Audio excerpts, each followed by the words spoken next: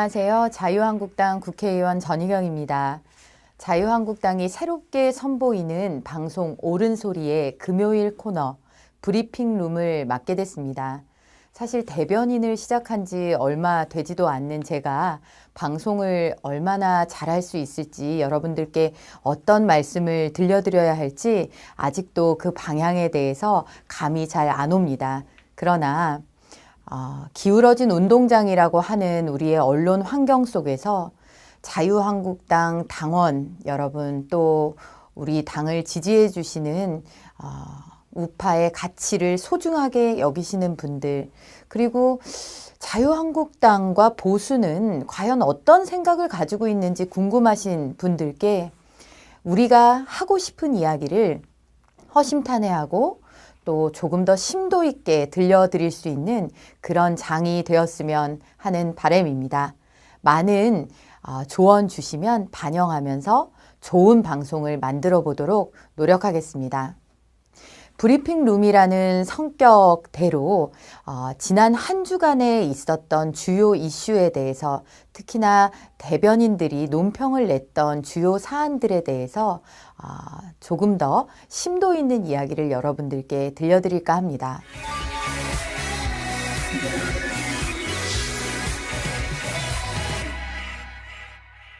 이번 한 주는 뭐니 해도 트럼프 대통령의 25년 만에 국빈 방문이 화제가 되었습니다. 시간이 일본에 비해서 머무는 시간이 짧았다. 이것이 어찌 보면 약화된 한미동맹을 상징하는 그런 게 아닌가 하는 우려도 있었습니다. 물론 아마 그런 측면도 있지 않았나 싶습니다. 그러나 이번 방문에 아주 의미가 있는 순간으로서 트럼프 대통령이 국회 연설을, 지난 빌 클린턴 대통령 이후 국회 연설을 한 것이 참 뜻깊었다라고 저는 개인적으로 생각합니다. 무엇보다도 트럼프 대통령의 국회 연설이 오늘의 대한민국에게 주는 시사점이 참 컸다라고 생각이 됩니다. 미국 대통령이 바라보는 한국의 모습은 어땠을까요? 트럼프 대통령은 그의 연설을 통해서 대한민국이 산업화와 민주화에 성공한 기적과 같은 역사를 가진 나라임을 다시 한번 상기시켜 주었습니다. 분단 이후 한반도를 가른 그 선 하나가 얼마나 많은 사람들의 운명을 갈라놓았는지, 한쪽은 절망을, 한쪽은 희망을, 한쪽은 감옥과 같은 삶을, 한쪽은 자유를 노래하는 이런 극명한 대비가 오늘날 한반도에서 펼쳐지고 있다라는 사실에 대해 트럼프 대통령은 역설했습니다. 많은 시간을 할애해서 트럼프 대통령은 북한 인권 참상에 대한 이야기를 우리에게 들려주었습니다. 어찌 보면 오늘의 대한민국을 사는 우리가 불과 얼마 떨어지지 않은 곳에서 우리와 똑같은 얼굴을 하고 똑같은 말을 쓰는, 우리와 같은 핏줄을 가진 사람들이 겪는 그 끔찍한 고통, 인권 유린과 자유 탄압과 기아와 고문, 정치범 수용소, 세계 최악의 상황에 빠진 우리의 반쪽의 현실을 외면하고 있는 것이 아닌가라는 그런 자괴감이 들도록 했습니다. 이런 트럼프 대통령의 연설 들으면서 저는 그런 생각을 해봤습니다. 오늘날 자유한국당은 물론 많은 사람들이 트럼프 대통령의 이야기와 같은 말을 합니다. 그런데 그런 것들을 다른 당에서, 또 일부 언론에서, 일부 시민사회에서 어떻게 표현을 하나요? 아직도 방공 노름을 하고 있다.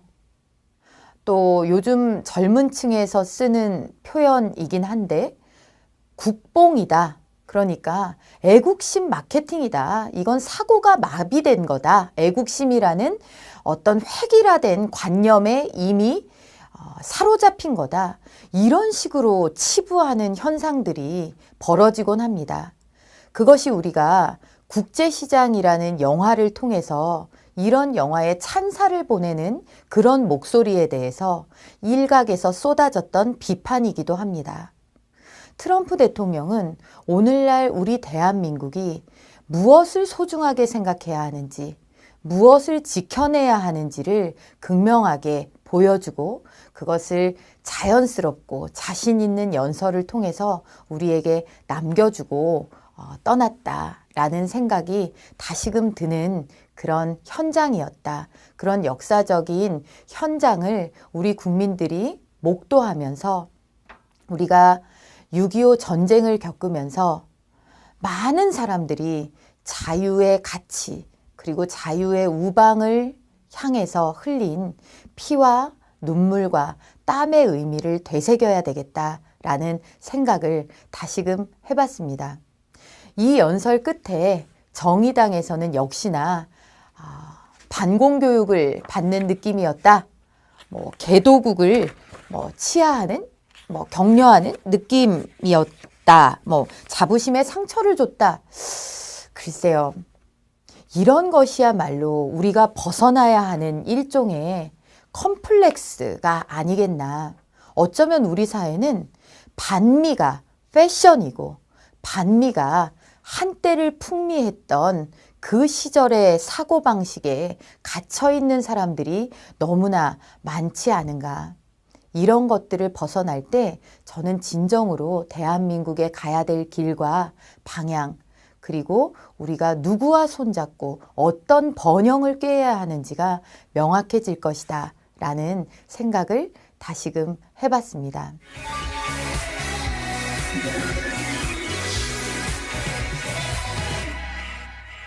다음은 문체부 소식입니다. 문화체육관광부에서 대한민국 역사박물관장을 임명했습니다. 여러분들이 잘 아시다시피 지금 광화문 앞에 세워진 대한민국 역사박물관은 자랑스러운 대한민국의 역사, 그리고 우리가 비교적 잘 알지 못하는 대한민국의 근현대사의 역사를 우리 아이들 그리고 시민들, 국민들께 소개하기 위해서 마련된 그런 공간입니다. 이런 대한민국 역사박물관장에 정권이 바뀌면서 우리가 대표적인 좌편향 교과서라고 지목된 천재교육의 교과서를 대표 집필했던 주진호 교수가 임명이 되었습니다. 이 주진호 교수는 극단적인 주장도, 대한민국을 폄훼하는 극단적인 주장도 서슴지 않았던 인물입니다. 이 사람의 대표적인 주장 중에 하나가 유엔이 한반도 유일의 합법정부라고 인정한 대한민국의 정통성을 폄훼하기 위해 38도선 이남의 유일한 합법정부다 라고 반쪽에서만 인정된 합법정부다라고 왜곡된 그런 주장을 서슴지 않았던 사람입니다. 이것이 우리가 좌편향 교과서다, 우리 아이들에게 자랑스러운 긍정의 역사를 가르치는 교과서가 아니다 라고 이야기했던 부분의 아주 대표적인 부분들이었습니다. 그런데 이렇게 명백히 대한민국의 역사를 왜곡까지 하면서 폄훼했던 사람이 대한민국 역사박물관장으로 취임하게 된 것입니다. 저는 이것이 우리의 역사를 주인이 돼서 써오고 지켜온 정상적인 상식을 가진 국민들에게 모욕을 주는 그런 임명이다라고 생각이 듭니다. 정권이 바뀌었다라고 해서 모든 일을 마음대로 할 수 있다는 그런 권리를 부여받은 것이 아닙니다. 그럼에도 불구하고 어찌된 일인지 문재인 정부는 대한민국의 상식선에도 미치지 못하는 인사들을 거듭 되풀이하고 있는 것입니다. 역사박물관장은 대한민국 역사박물관에 걸맞는 분이 오셔야 합니다. 그것은 단순히 코드 인사, 자기 쪽 사람 심기 이런 것들과 분리되어야 되는 것입니다. 대한민국 역사박물관에 가장 어울리지 않는 사람, 그 박물관에 절대 앉아서는 안 되는 사람을 임명한 문화체육관광부는 이 과오를 각성하고 당장 임명을 철회하고 원점으로 되돌린 결정을 내려야 합니다. 그리고 이 과정에 청와대의 개입이 있었다면 청와대는 오만과 독선의 폭주를 멈추고 합리의 영역에서 그야말로 누구라도 받아들일 수 있는 인사를 다시 임명할 수 있도록 해야 합니다. 대한민국 역사, 왜곡도 심했고 그랬기 때문에 최후의 방편으로 올바른 역사교과서를 만들어 보자고 국정교과서를 해보는 노력도 해봤습니다. 매우 역설적이게도 주진호와 같은 사람들이 국정역사교과서를 탄생시킨 주역입니다.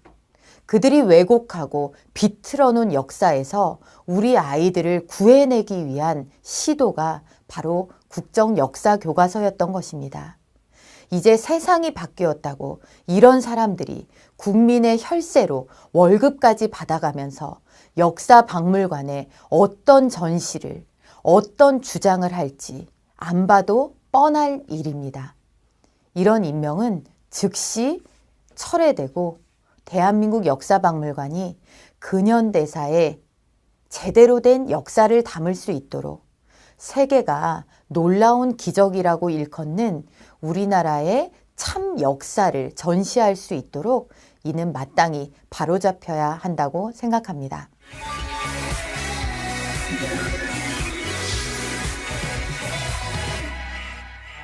이거는 제가 개인적으로 또 운영위 청와대 국감을 하면서 벌어졌던 일이기도 합니다. 전대협을 위시한 운동권이 장악해버린 청와대, 그리고 그 운동권 일각에서 주장했던 주사파, 북한의 김일성 주체 사상의 신봉, 이런 것들이 아직도 우리 청와대에 그늘을 들이우고 있는 것이 아닌가. 이분들이 자신들이 운동을 하던 시절에 자신들이 주장했던 그런 주의 주장들을 바꿨다라는 어떠한 근거도 찾아볼 수 없기 때문에 지금도 그런 생각을 하고 있는지 그날 증인으로 나온 임종석 비서실장에게 질문을 하였던 것입니다. 이것에 대해 임종석 비서실장은 본인이 임수경을 북한에 보내고 또 전대협을 이끌었던 당사자로서 의장까지 했던 당사자로서 그때 본인이 생각했던 것과 지금 본인이 생각하는 것을 명명백백하게 밝혀야 될 의무가 있는 사람입니다. 만약 그분이 본인이 운동하던 시절에 그 생각을 그대로 가지고 있다면 절대 그분과 또 그분과 같은 생각을 하고 있다면 그 전대협 운동권 출신들은 청와대에 있어서는 안 되는 것입니다. 그런데 모욕감을 느꼈다. 나는 민주주의를 위해서 헌신했다라는 투의 이야기를 하면서 오히려 정말 상식 밖의 그런 분노감을 표출하면서 그분은 결국 끝내 대답을 회피했습니다. 어떠한 대답도 국민들께 당당히 내어놓지를 않았습니다. 왜 그랬을까요? 아직도 그분의 생각은 바뀌지 않은 걸까요?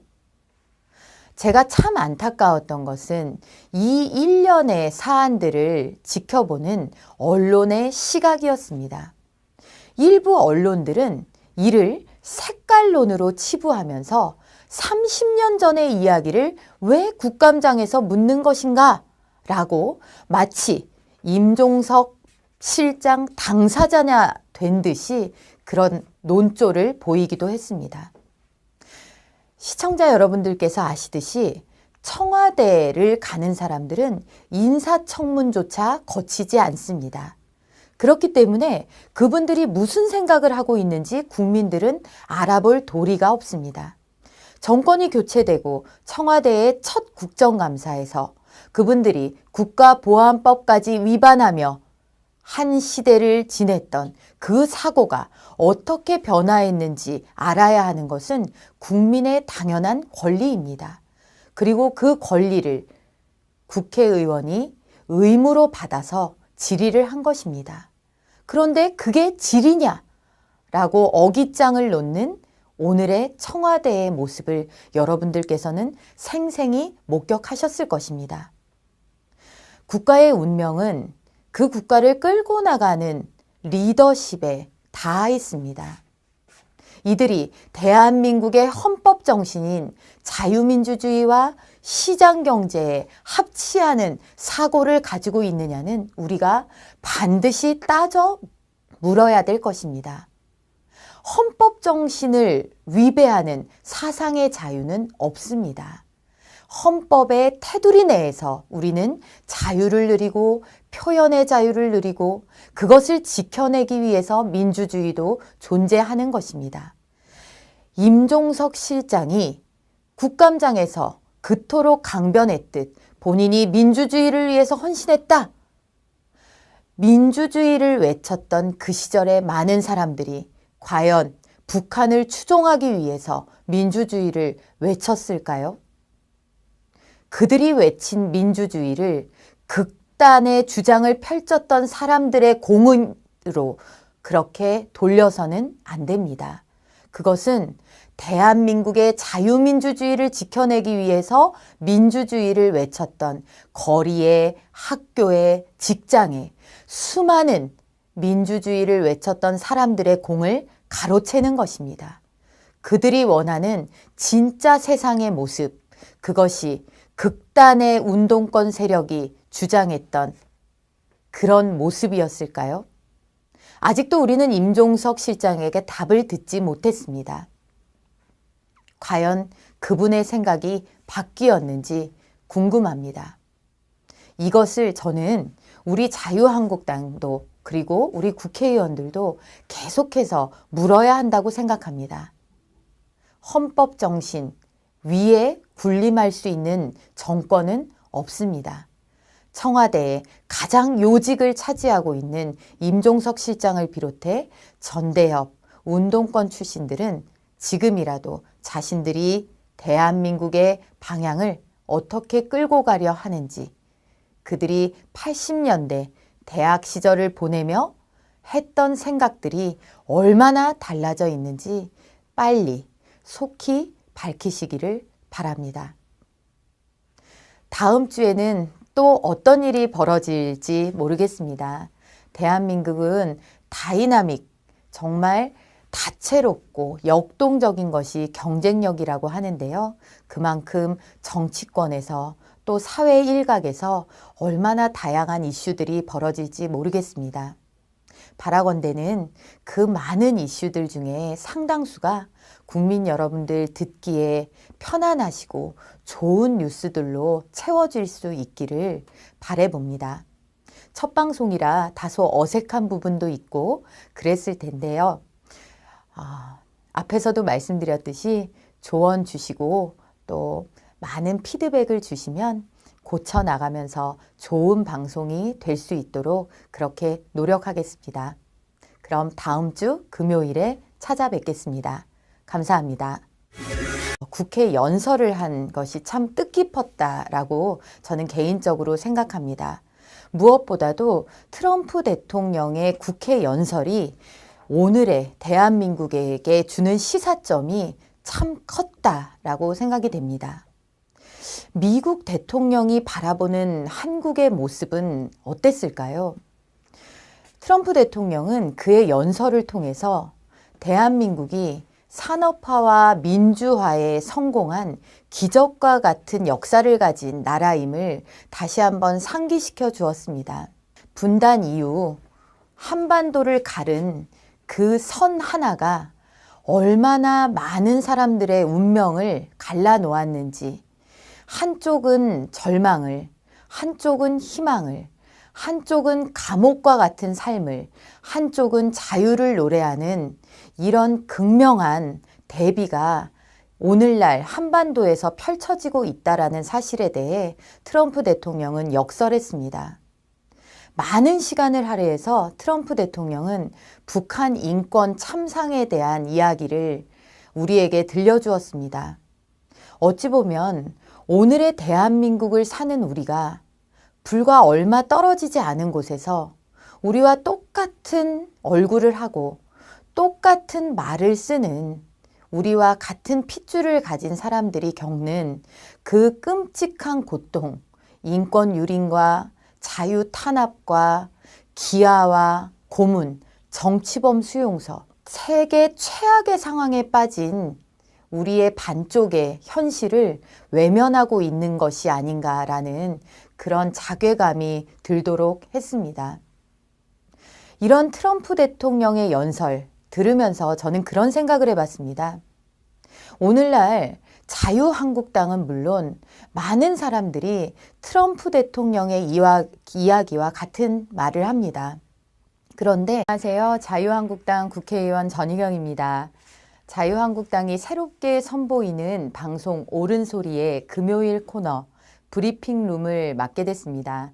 사실 대변인을 시작한 지 얼마 되지도 않는 제가 방송을 얼마나 잘할 수 있을지, 여러분들께 어떤 말씀을 들려드려야 할지 아직도 그 방향에 대해서 감이 잘 안 옵니다. 그러나 기울어진 운동장이라고 하는 우리의 언론 환경 속에서 자유한국당 당원 여러분, 또 우리 당을 지지해 주시는 우파의 가치를 소중하게 여기시는 분들, 그리고 자유한국당과 보수는 과연 어떤 생각을 가지고 있는지 궁금하신 분들께 우리가 하고 싶은 이야기를 허심탄회하고 또 조금 더 심도 있게 들려드릴 수 있는 그런 장이 되었으면 하는 바람입니다.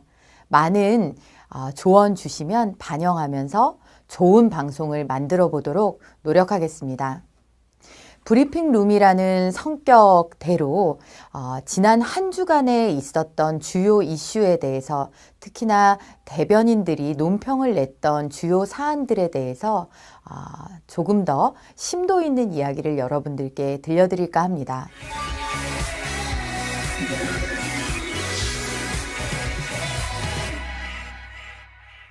이번 한 주는 뭐니 해도 트럼프 대통령의 25년 만에 국빈 방문이 화제가 되었습니다. 시간이 일본에 비해서 머무는 시간이 짧았다. 이것이 어찌 보면 약화된 한미동맹을 상징하는 그런 게 아닌가 하는 우려도 있었습니다. 물론 아마 그런 측면도 있지 않았나 싶습니다.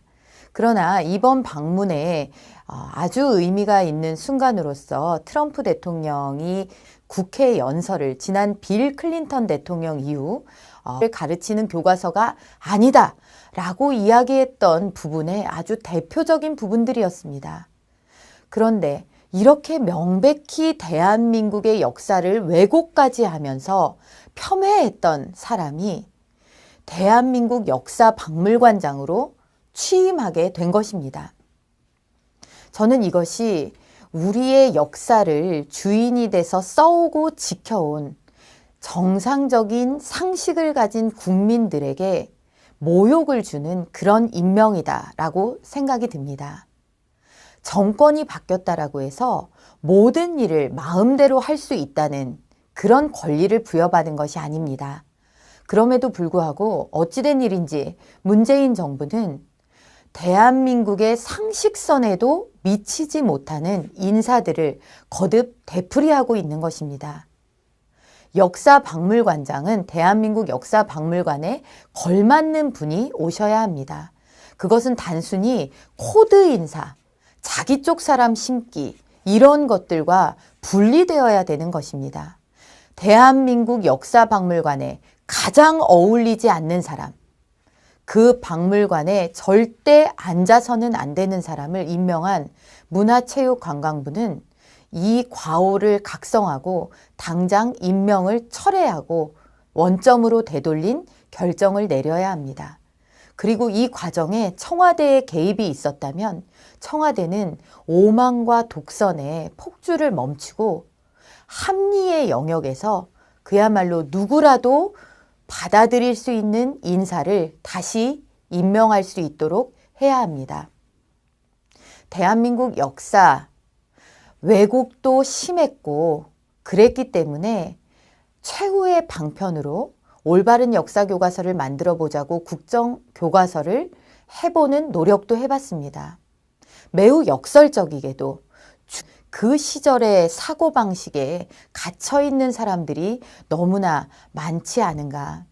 이런 것들을 벗어날 때 저는 진정으로 대한민국에 가야 될 길과 방향, 그리고 우리가 누구와 손잡고 어떤 번영을 꾀해야 하는지가 명확해질 것이다 라는 생각을 다시금 해봤습니다.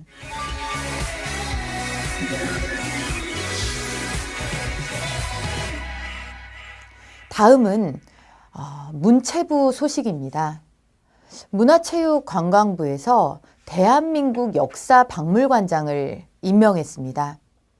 여러분들이 잘 아시다시피 지금 광화문 앞에 세워진 대한민국 역사박물관은 자랑스러운 대한민국의 역사, 그리고 우리가 비교적 잘 알지 못하는 대한민국의 근현대사의 역사를 우리 아이들 그리고 시민들, 국민들께 소개하기 위해서 마련된 그런 공간입니다. 이런 대한민국 역사박물관장에 정권이 바뀌면서 우리가 대표적인 좌편향 교과서라고 지목된 천재교육의 교과서를 대표 집필했던 주진호 교수가 임명이 되었습니다. 이 주진호 교수는 극단적인 주장도, 대한민국을 폄훼하는 극단적인 주장도 서슴지 않았던 인물입니다. 이 사람의 대표적인 주장 중에 하나가 유엔이 한반도 유일의 합법정부라고 인정한 대한민국의 정통성을 폄훼하기 위해 38도선 이남의 유일한 합법정부다 라고 반쪽에서만 인정된 합법정부다라고 왜곡된 그런 주장을 서슴지 않았던 사람입니다. 이것이 우리가 좌편향 교과서다, 우리 아이들에게 자랑스러운 긍정의 역사를, 그런 것들을 다른 당에서 또 일부 언론에서, 일부 시민사회에서 어떻게 표현을 하나요? 아직도 반공 노름을 하고 있다.